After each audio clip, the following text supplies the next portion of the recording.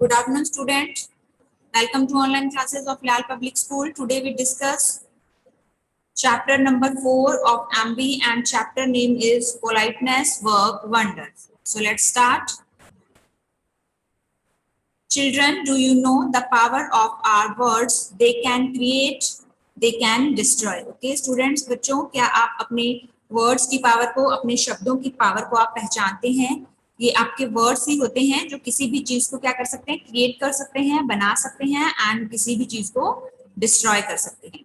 So we have to be very careful while talking. इसलिए हमें बात करते वक्त कैसे रहना चाहिए, बहुत ही केयरफुल, ध्यान से बात करनी चाहिए. Each word gives an idea of what we have in our mind.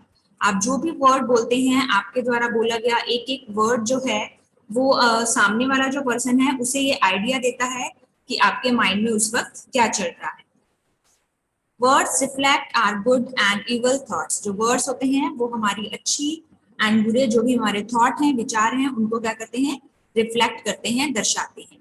Here is a story of a woman whose habit was to gossip. और यहाँ पर हम एक वुमेन के बारे में, एक लेडी के बारे में बात करेंगे जिसको की गॉसिप करने की आदत थी. Okay.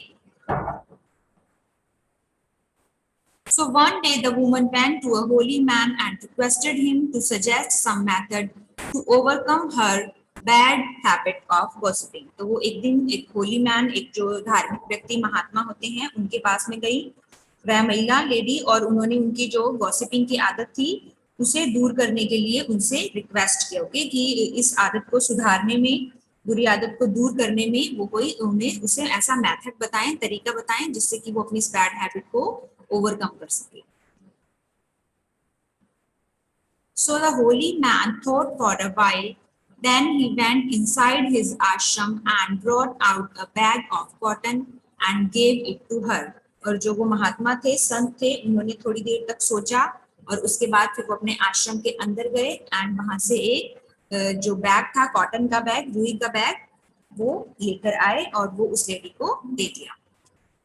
He told her to take out cotton step by step and throw it in the air.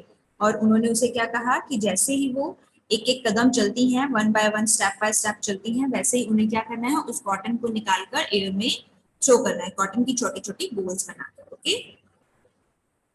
So taking the bag of cotton, she returned home and did according to the instructions of the holy man. Okay.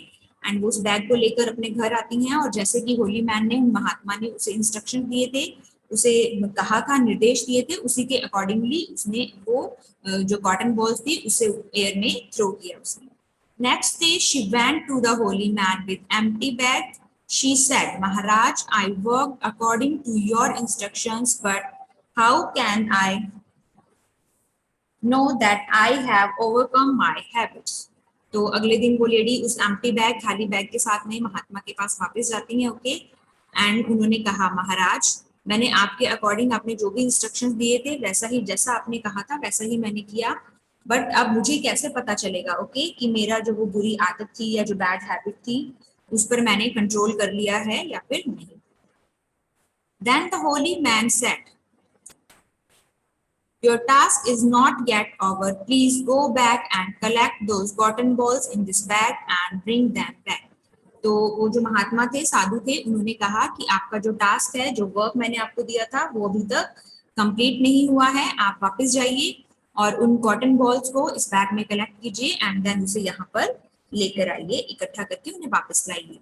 The lady said, Maharaj, how is it possible to collect those cotton balls?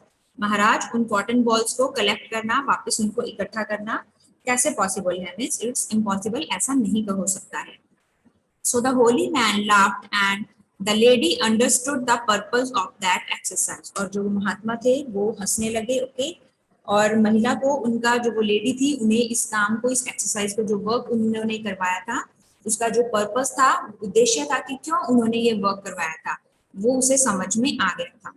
It is impossible to get back those bad words which you have spoken once.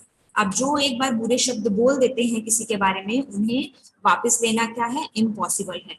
From that day onwards, she stopped gossiping. और उस दिन से उस औरत ने क्या किया, जो गॉसिपिंग करना है, दूसरों के बारे में बैड वर्ड्स या इल वर्ड्स का यूज करना है, वो बंद कर दिया.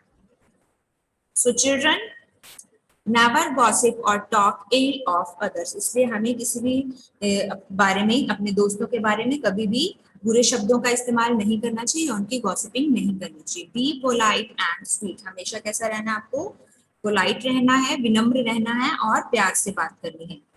Politeness is that magic which can convert your enemy into your friend. Okay, और पोलाइटनेस जो है, विनम्रता जो है, वो एक ऐसा मैजिक है जिससे कि आप अपने एनिमी को भी अपने फ्रेंड में कन्वर्ट कर सकते हैं। A loving word may heal and bless, एक प्यार से बोला हुआ जो शब्द है वो आपको क्या करता है, हील करता है, ठीक कर सकता है और आशीर्वाद दे सकता है, वो एक आशीर्वाद की तरह होता है। क्लियर?